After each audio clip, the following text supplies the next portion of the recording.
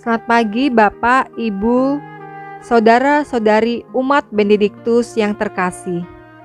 Salam sejahtera bagi kita semua. Hari ini Sabtu tanggal 9 April 2022. Pekan Prapaskah yang kelima.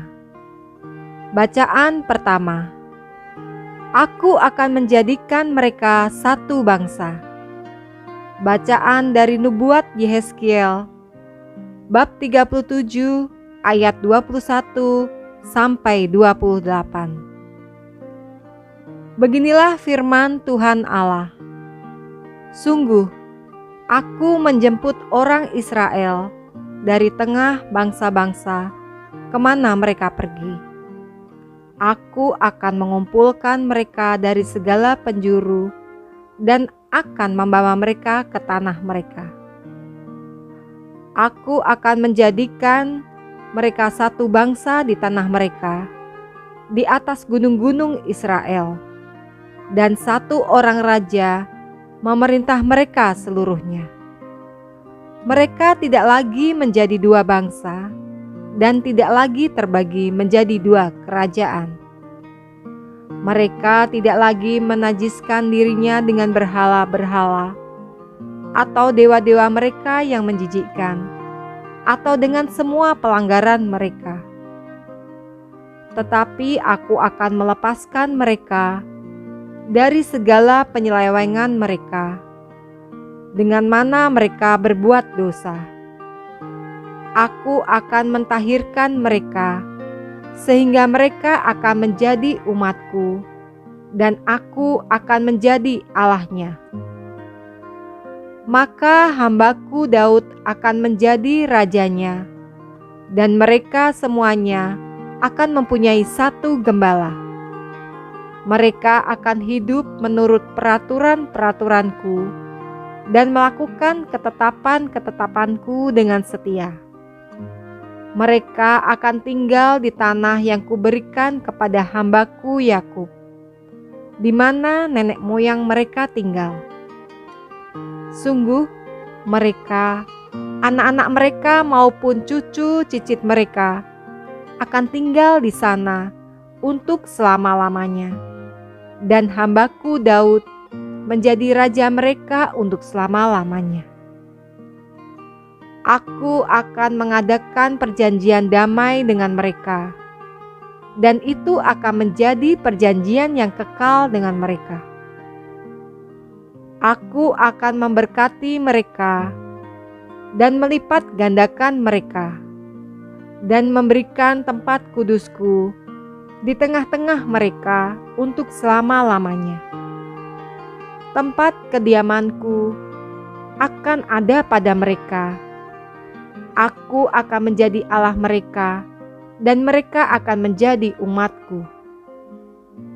Maka bangsa-bangsa akan mengetahui bahwa aku, Tuhan, menguduskan Israel, pada waktu tempat kudusku berada di tengah-tengah mereka untuk selama-lamanya.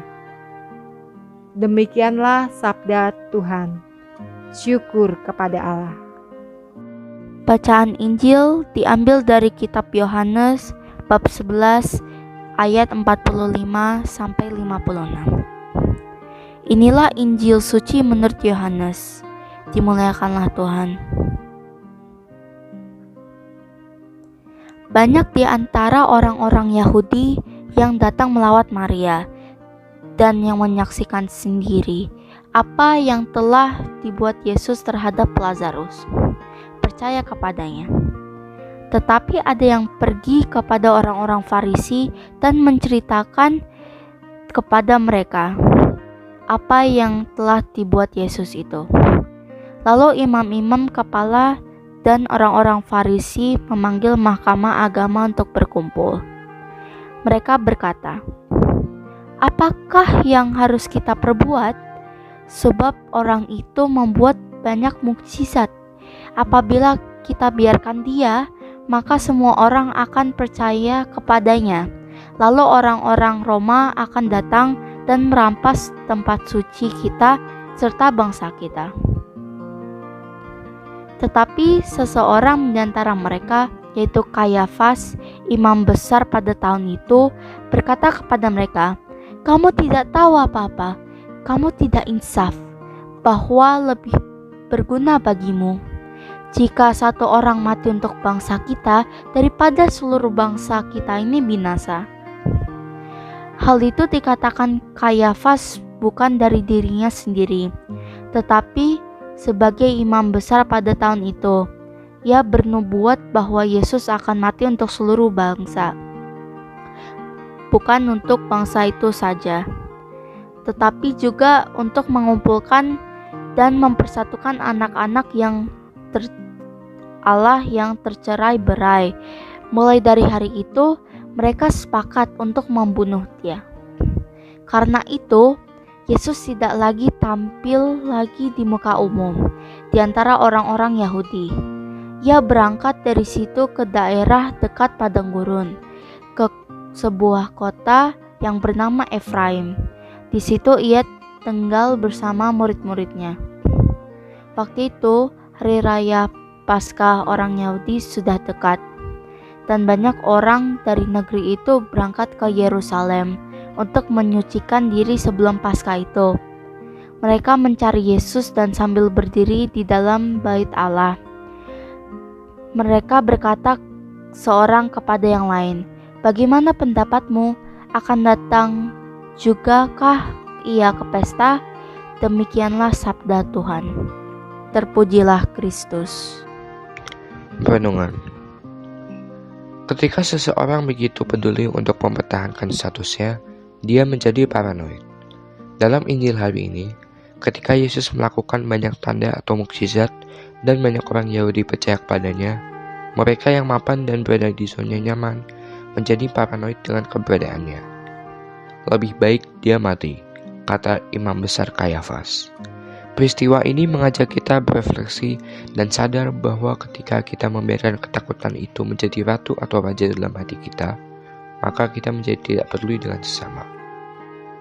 Seringkali kita menjauhi saudara-saudari kita yang dinyatakan positif COVID-19. Padahal kita bisa tetap menyapa dengan sarana handphone, atau kita bisa ambil bagian dalam menyuplai makanan tanpa harus bertemu langsung. Beranikah kita bergerak dari zona nyaman kita demi keselamatan bersama? Marilah kita berdoa. Tuhan, buatlah kami berani untuk menanggapi sapaan-Mu melalui sesama kami dan berani berkarya demi kemuliaan-Mu. Amin.